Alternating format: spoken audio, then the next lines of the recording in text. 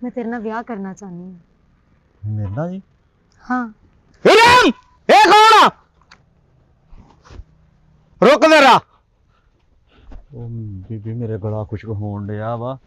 ਕਿਉਂ ਤੂੰ ਮੇਰੀ ਮੌਤ ਦਾ ਸਮਾਨ ਦਾ ਬੰਦੋਬਸਤ ਕਰੀ ਜਾਂਦੀ? ਤੂੰ ਚਾਹੁੰਦੀ ਆ ਕਿ ਨਾ ਅੱਖਾਂ ਨਾਲ ਤੂੰ ਮੇਰੇ ਟੋਟੇ ਹੁੰਦੇ ਦੇਖੇ ਤੂੰ? इरम तेन मैं पूछया ए कौन आ? ओए तेरी जुरत किंज होई साडे खेतां 'च पैर रखण दी? ओए आया तां तू अपने पैरां ते इत्थे, हुण तेरी इत्थों लाश ही जाएगी। तेरी जुरत किद्दां होई साडे खेतां च आउण दी? ते नाले तू है कौन आ?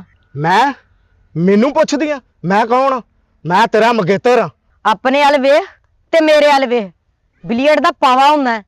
मैं तेरे एक लपेड़ मारी ना तेरियां 7 कलाबाजियां पैणियां। ते नाले तू मेरा मंगेतर नहीं आ ते ना मैं तेनू अपना मंगेतर मनदी आ।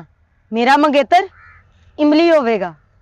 जे यही गल आ इरम, अज नमाज़े मगरिब तो बाद एदा जनाजा उठेगा ते एदा मुंह आन के वेख लवी।